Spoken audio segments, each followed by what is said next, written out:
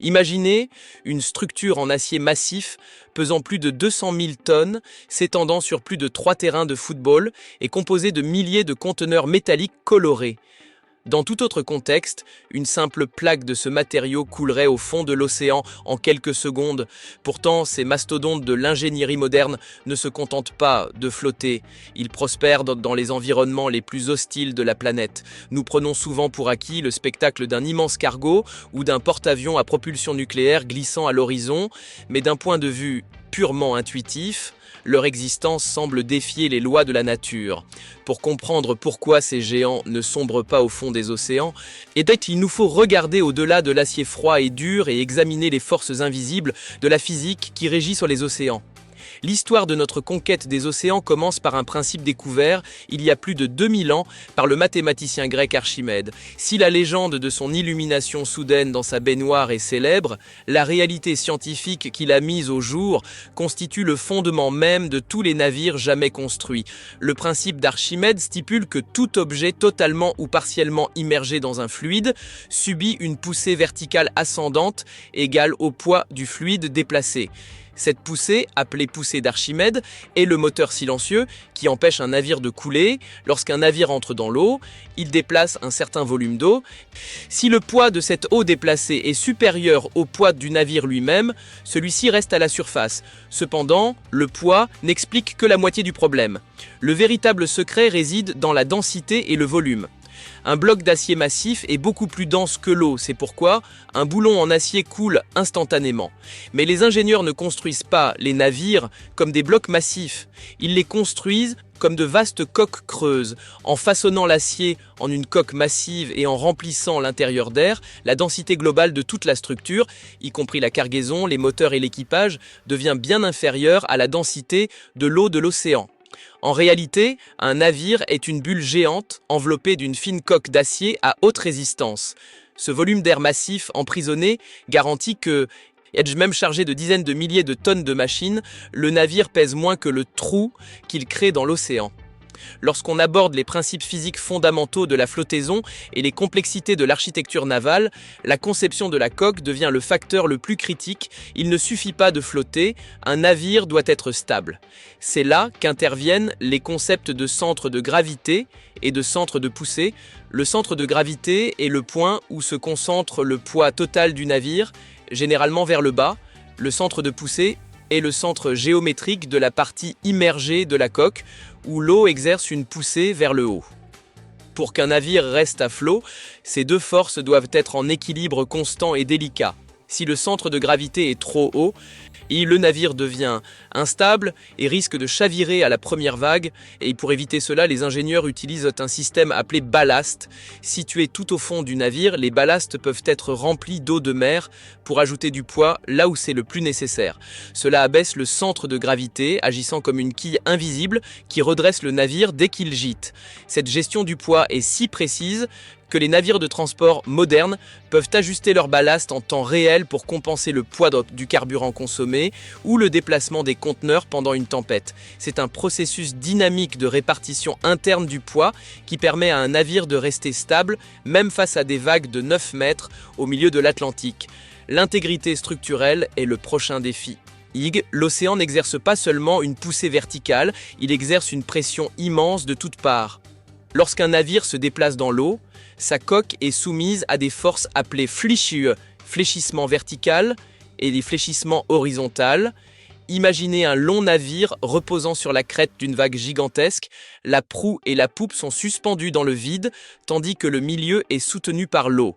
Ce phénomène, appelé houle, menace de briser la coque comme une brindille sèche.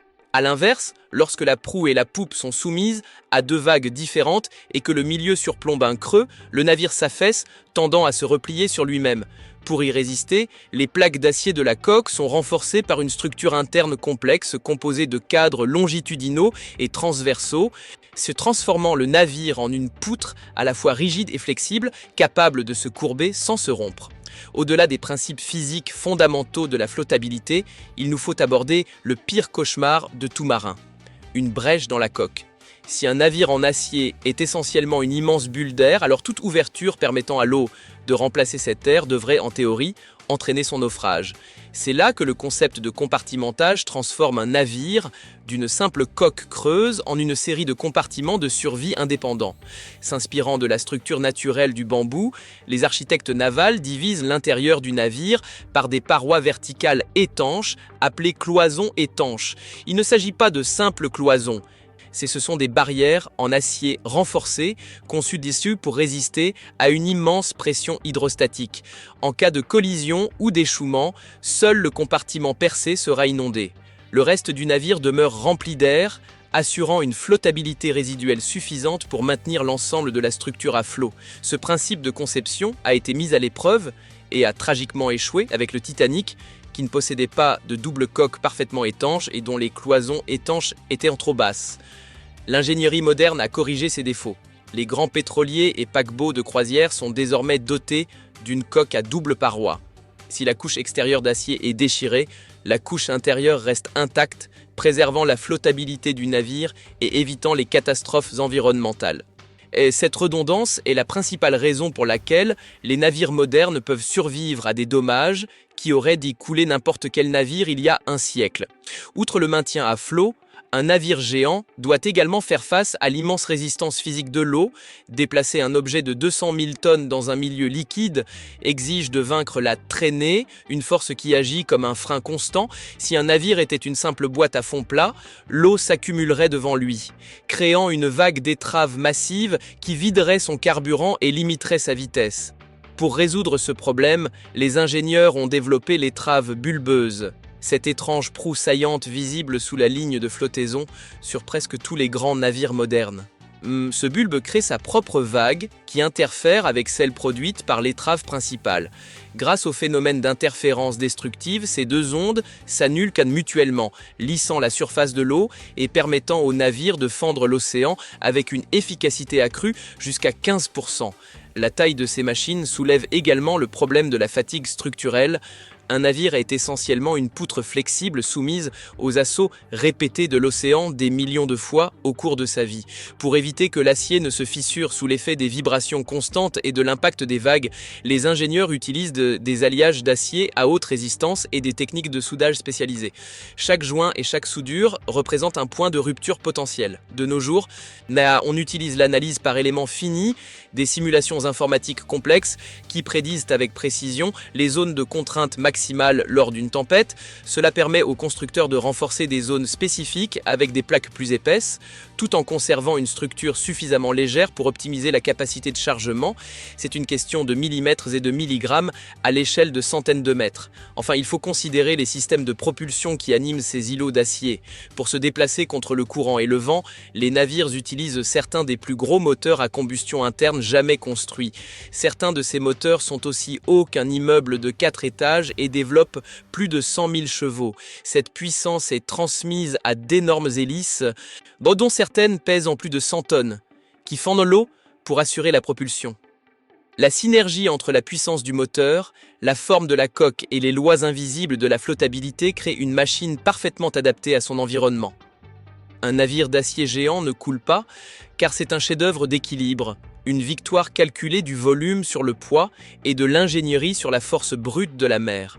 La prochaine fois que vous apercevrez un navire imposant à l'horizon, souvenez-vous qu'il ne s'agit pas simplement d'un amas de métal flottant, c'est un témoignage du génie humain, une structure qui utilise les lois mêmes de la physique pour transformer le impossible en pilier du commerce mondial. Si cette plongée au cœur de l'ingénierie des transports vous a passionné, n'hésitez pas à aimer la vidéo et à vous abonner pour découvrir d'autres documentaires approfondis sur les machines les plus extraordinaires au monde.